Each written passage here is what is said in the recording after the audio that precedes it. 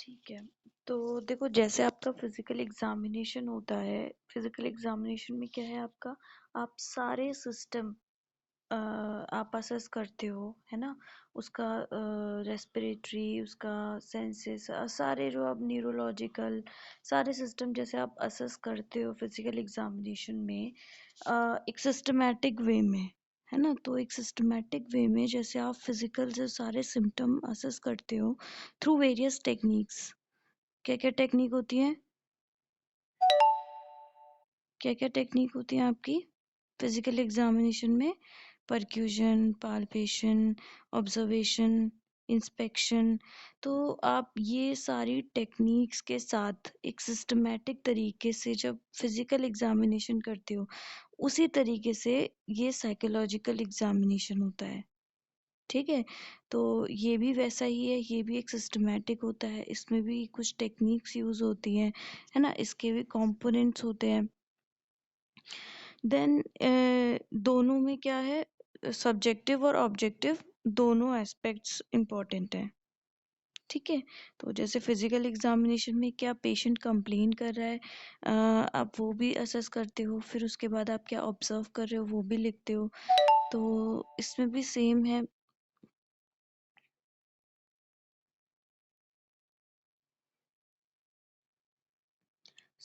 इसमें भी सेम होता है, इसमें भी जो क्लिनिकल जो आपका हेल्थ प्रोफेशनल है वो ऑब्जर्व करता है, जो सब्जेक्ट डिस्क्रिप्शन है वो भी नोट किया जाता है। ठीक है। तो ये क्यों करते हैं, जो एमएससी है वो हमें इंफॉर्मेशन देता है जो कि हेल्प करती है किस चीज़ में, डायग्नोसिस और असेसमेंट ऑफ डिसऑर्डर।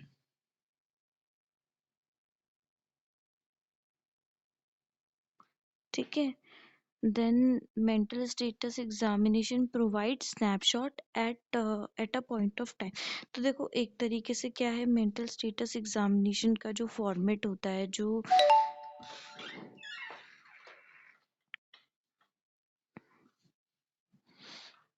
तो हम उसमें जितनी चीज़ें हम लिख रहे हैं, जो भी चीज़ें पेशेंट बता रहा है, जो हम नोटिस कर रहे हैं, सारी चीज़ें क्या होती हैं, एक तरीके से एक डायग्नोसिस में हेल्प करती हैं। ठीक है। क्योंकि मेंटल, जैसे कि पढ़ा था मेंटल डिसऑर्डर में, साइकेट्रिक डिसऑर्डर में आपका कोई टूल तो होता नहीं है ना। कोई ब्लड टेस्ट या जिससे आप असेस करके पता लगा लो कि भाई अगर ब्लड हीमोग्लोबिन कम है तो एनीमिया है ना। तो ये सब तो मुश्किल है। तो इसमें वन एंड ओनली तरीका क्या होता है, पेशेंट से बात करना, उसको ऑब्जर्व करना, उसका मेंटल स्टेटस एग्जामिनेशन करना। ठीक है, परफॉर्म करना। तो देखो, जितने अच्छे से मेंटल स्टेटस एग्जामिनेशन परफॉर्म किया जाएगा, उतना ही जो डायग्नोसिस है वो उतना ही सही होगा, और उतना ही अच्छे से आप डायग्नोसिस कर सकते हो, ट्रीटमेंट में हेल्प मिल सकती है। सो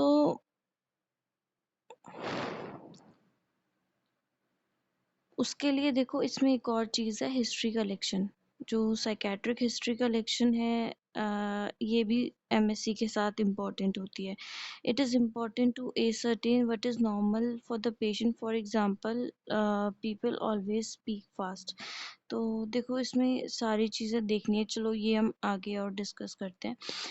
सबसे इम्पॉर्टेंट है इसमें कंपोनेंट्स। इसके कंपोनेंट्स क्या क्या होते हैं?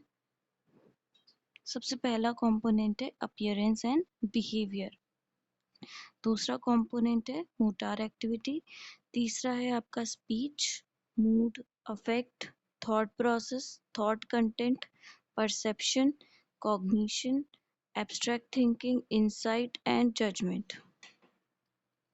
सो अब पहला था अपीयरेंस एंड बिहेवियर। तो तुम क्या देखते हो? तो देखो, जो मेंटल स्टेटस एग्जामिनेशन है वो हमारा स्टार्ट हो जाता है जब पेशेंट एंटर करता है।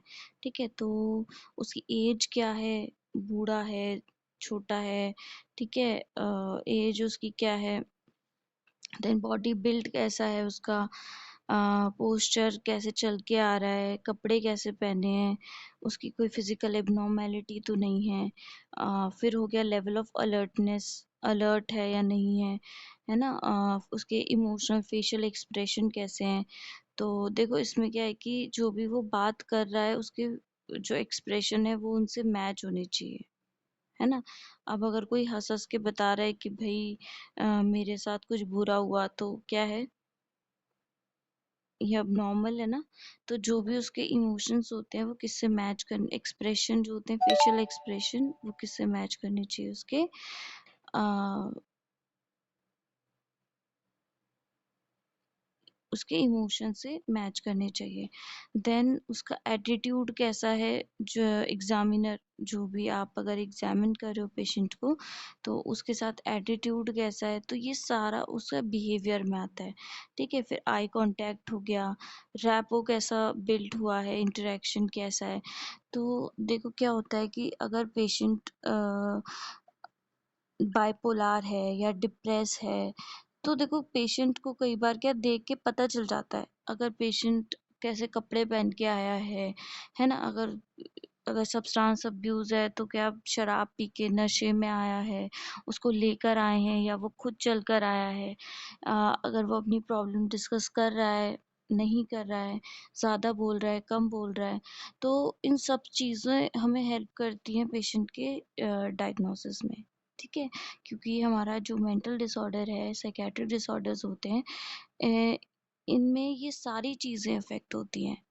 ठीक है, जैसे कि अगर आपका बाइपोलर मीनिया हो गया, तो इसमें पेशेंट ने भड़कीले कपड़े पहने होंगे, ज़्यादा बोलेगा, बोलते बोलते वो एक सीट पे भी नहीं बैठ पाएगा, वो कभी उठ के चलने लगेगा, रूम में इधर उधर जाने लगेगा, आपसे आप सवाल कुछ और पूछोगे, वो पूरी कहानी बताने लग जाएगा, इतना ज़्यादा बोलेगा, है ना? तो ये आपका क्या हुआ, सिंपल एक बात करने से ही आपको एक आइडिया आ जाता है कि इसको क्या प्रॉब्लम हो सकती है। या अगर डिप्रेस है तो वो अपनी बातें नहीं बताएगा, चुपचाप होगा, उसको लेकर आएँगे फैमिली मेंबर या कोई, खुद से वो आना भी नहीं चाहेगा, है ना? तो ऐसे में क्या होता है कि जैसे इससे पता चलता है कि पेशेंट डिप्रेस हो सकता है या पोस्ट ट्रॉमेटिक है कोई, है ना? किसी ने कोई ट्रॉमा एक्सपीरियंस किया है जिसकी वजह से वो मेंटली डिस्टर्ब है, तो ऐसे में कैसा होगा, वो डरा हुआ होगा, कोई उसे लेके आ रहा है ना? तो ये सारी चीज़ें होती हैं। देन अगर फोबिक है, एंजाइटी वाला पेशेंट भी क्या होगा, रेस्टलेसनेस होगी उसको।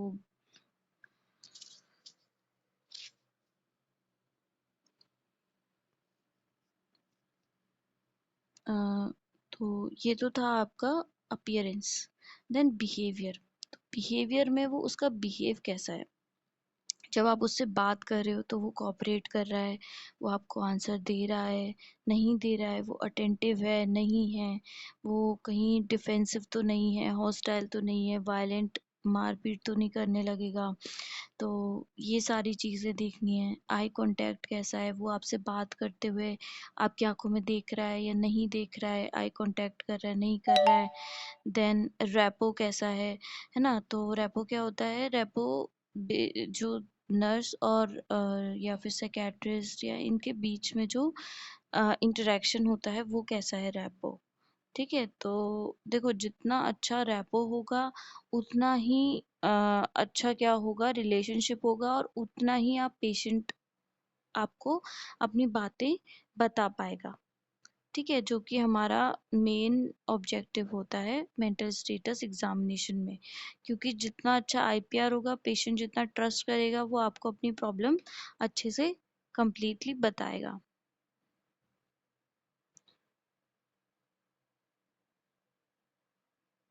ठीक है, तो जैसे कि अब ये एग्जाम्पल है, अगर उसने हाइजीन मेंटेन नहीं की हुई है, गंदा कपड़े पहने हैं, है ना, नहाया धोया नहीं है, तो ऐसे में क्या चीज़ें हो सकती हैं, क्रोनिक सीजोफ्रेनिया हो सकता है, डिप्रेशन हो सकता है, डिमेंशिया हो सकता है, या कोई ड्रग यूज हो सकता है, नशा करता है। तो ऐसे में क्या होता है, वो देख के पता चल जाता है, उन्होंने गंदे से कपड़े पहने होंगे, ये वो। ठीक है, उसके बाद अगर ब्राइट कलरफुल कपड़े पहने हुए हैं तो मीनिया हो सकता है। देन अगर झुका हुआ चल रहा है ना, चल धीरे धीरे चल रहा है, depression. Then sitting on edge of seat, ताकि या फिर एकदम बात करते करते पैर हिलाना, है ना, एक ये चेयर के हैंडल पकड़ के बैठना, बिल्कुल एज पे बैठना सीट के, कि वो तुरंत उठ पाए। तो ऐसे में ये किस चीज़ का इंडिकेट करता है? आपका एंजाइटी को, है ना। और उसके बाद आपका फेशियल एक्सप्रेशन बहुत इंपॉर्टेंट है, क्योंकि फेशियल एक्सप्रेशन से आपको कई चीज़ें पता लग जाती हैं, है ना।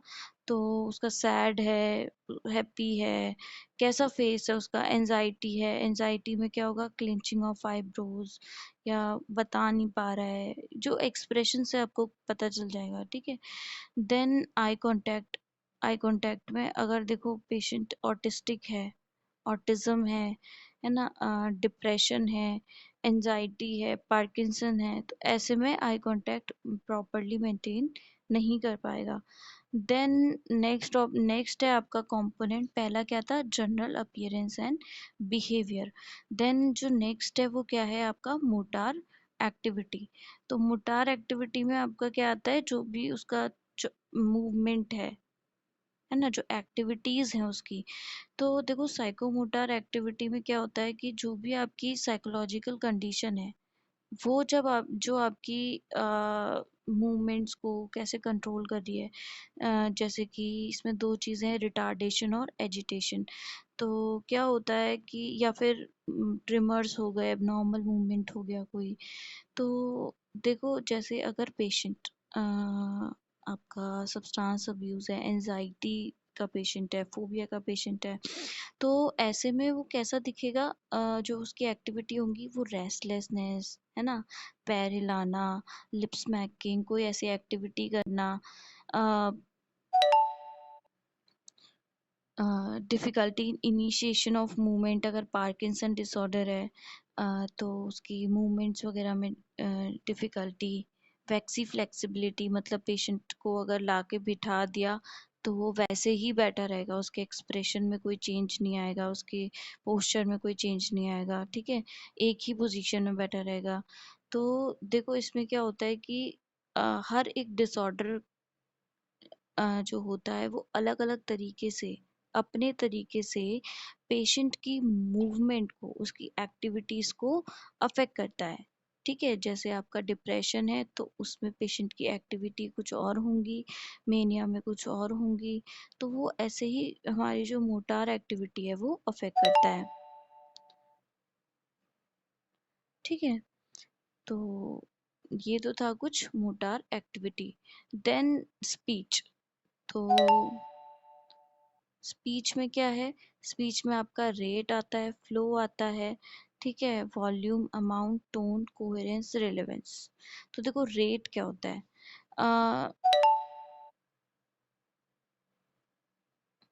रेट मतलब कि किस स्पीड में, जो उसकी एक तरीके से क्या रेट है, नॉर्मल है, वेरी स्लो है, रैपिड है, या फिर ऐसा है कि पहले तेज तेज बोल रहा है फिर कम बोल रहा है एकदम से। तो किस कितने लहजा उसका क्या है बात करने का। देन फ्लो कैसा है, वो शर्मा रहा है, तो जो हकलाना होता है, स्टार्टरिंग, ये सब है, ठीक है। या फिर उसका जब क्वेश्चन पूछा जा रहा है तभी बोल रहा है, मटरिंग मतलब बड़बड़ा रहा है, चुप है, म्यूट है। तो ये किस में आता है, आपका फ्लो में। देन वॉल्यूम, वॉल्यूम में ऑडिबल है या एक्सेसिव बोल रहा है, या इनऑडिबल है, बहुत धीरे बोल रहा है। तो अमाउंट में कितना बोल रहा है। तो देखो क्या होता है कि अमाउंट, टोन हो गया, नॉर्मल, फ्लक्चुएशन, मोनोटोनस, रेलेवेंस। तो सिंपल अगर आप इसको एग्जाम्पल के साथ पढ़ोगे तो ही आपको ज़्यादा अच्छे से समझ में आएगा। जैसे आपका मेनिक पेशेंट होगा तो उसका रेट कैसा होगा, रैपिड, ठीक है, तेज तेज बातें करेगा। फ्लो कैसा होगा, स्पॉन्टेनियस, आप एक क्वेश्चन पूछोगे क्वेश्चन खत्म होगा नहीं कि वो बोलना शुरू कर देगा, है ना। वॉल्यूम कैसी होगी, एक्सेसिव लाउड। अमाउंट क्या होगा, अबंडेंट, आप जितना पूछ रहे हो उससे ज्यादा बात बोलेगा। देन टोन, टोन कैसा होगा, कभी एकदम से बोल रहा है, बोलते बोलते वो और तेज हो गया, है ना, तो टोन भी चेंज होता रहेगा। कोहेरेंट है या नहीं, मतलब रियलिटी कितना सही बोल रहा है कितना गलत बोल रहा है, रिलेवेंस। तो रिलेवेंस मतलब जो आप पूछ रहे हो उससे उसका उस वैसा ही उससे रिलेटेड बोल रहा है या कुछ और ही। तो ये बहुत इंपॉर्टेंट है, क्योंकि मेंटल डिसऑर्डर में क्या होता है कि आप पूछोगे कुछ और, पेशेंट कहानी कुछ और बताने लग जाता है। ठीक है, तो जो भी आप पूछ रहे हो या जो उसकी प्रेजेंट कंडीशन है वो उससे रिलेटेड बता रहा भी है या नहीं, वो लिखते हो। तो ये सारी चीजें हैं। तो ऐसे ही क्या है, हमारे सारे डिसऑर्डर हमारी स्पीच को, पेशेंट की स्पीच को अलग अलग तरीके से अफेक्ट करते हैं। देन जो डिसऑर्डर ऑफ स्पीच में क्या क्या आता है आपका, एफोनिया। एफोनिया मतलब failure to produce any voice. तो एक मिनट।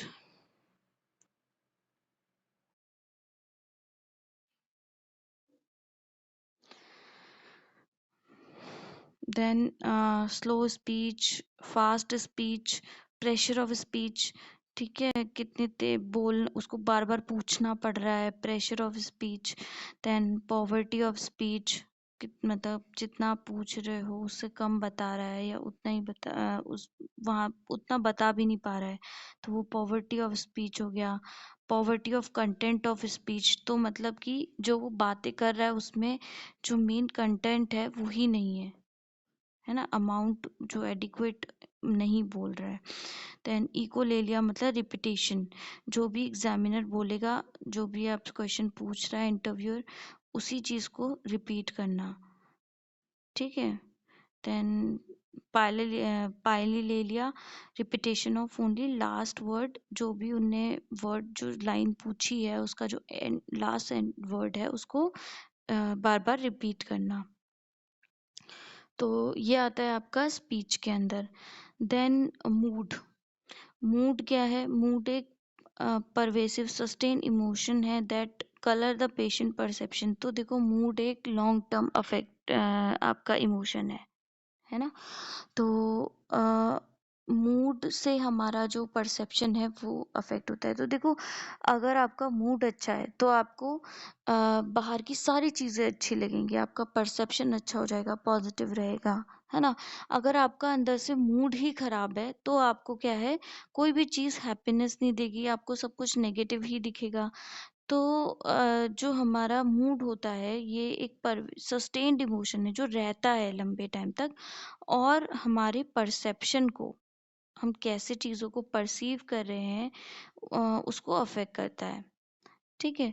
तो जैसे कि मूड कैसा है, इलेट, फैंटास्टिक, इलेटेड, डिप्रेस है, एंजाइटी है, सैड है, एंग्री है, इरिटेबल है, गुड है। तो अब देखो, जब उसका मूड ही इरिटेबल होगा तो आप उसको अगर कोई पार्टी भी दे रहे हो तो भी वो हैप्पी नहीं हो पाएगा, क्यों, क्योंकि उसका मूड ही इरिटेबल है ना। देन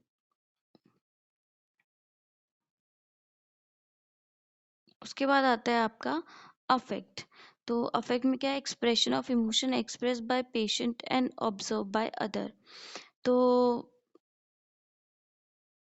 ये एक temporary emotion, expression of emotion होता है। जैसे अगर किसी ने कुछ जोक क्रैक किया, आप हंस दिए, है ना, तो ये क्या होता है कि नॉर्मल रिस्पॉन्स होता है जो कि दूसरे ऑब्जर्व कर सकते हैं। देन इसके टाइप, इसमें क्या है, अफेक्ट का टाइप है कि नॉर्मल है, आपका डिस्फोरिक, इलेटेड, ये सारा हो गया। रेंज कैसा है, कॉन्ग्रुएंसी, तो यानी कि मूड हमारा अफेक्ट से मिल रहा है या नहीं मिल रहा है। देन स्टेबिलिटी, अप्रोप्रिएटनेस, सिचुएशन के हिसाब से अप्रोप्रिएट होना चाहिए अफेक्ट। थॉट प्रोसेस में क्या है आपका, आपका जो सारे थॉट्स आ रहे हैं, किस रेट से थॉट आ रहे हैं, थॉट्स का फ्लो कैसा है।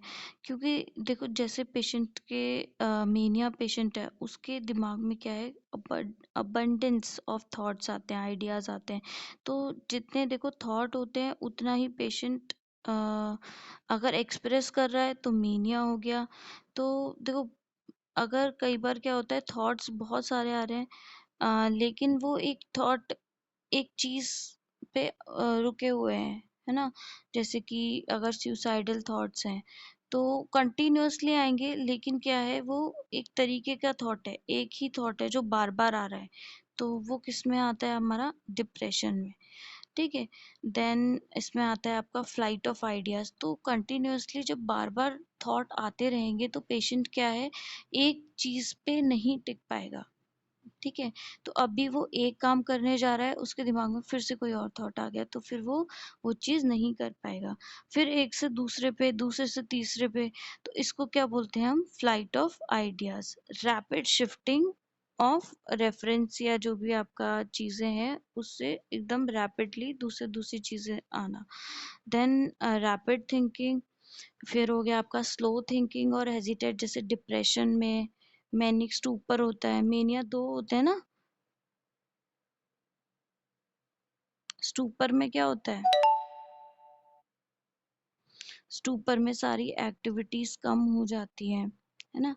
देन स्पॉन्टेनियस और वेरी और ओनली व्हेन क्वेश्चन। तो जब आप कोई क्वेश्चन पूछ रहे हो तभी वो उसके रिगार्डिंग सोच रहा है और आंसर कर रहा है। देन आपका है कंटिन्यूटी ऑफ थॉट्स। तो कंटिन्यूटी ऑफ थॉट्स में क्या है आपका? कोई भी आप एबनॉर्मलिटी देख सकते हो, जैसे सर्कमशैलिटी एंड टेंजेंशियलिटी। तो सर्कमस्टेंशियलिटी क्या होती है कि अगर आपने उससे कोई क्वेश्चन पूछा, ठीक है, तो अब वो गोल गोल घुमा के पहले इधर का उधर का सब बता के लास्ट में आपके क्वेश्चन का आंसर दिया। तो ये क्या आता है आपका? सर्कमस्टेंशियलिटी। देन टेंजेंशियलिटी मतलब आप जो क्वेश्चन पूछ रहे हो वो दुनिया भर की बातें बताएगा, लेकिन उसकी थॉट प्रोसेस ऐसी है कि वो आपकी बात का आंसर दे ही नहीं पाएगा। ठीक है। तो इसमें या तो डिमेंशिया होगा या फिर साइकोसिस की कंडीशन है। तो ये दो चीजें हैं।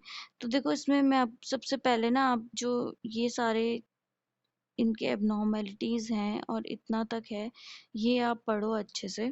ठीक है, मैं आपको अभी एक शेयर करती हूँ।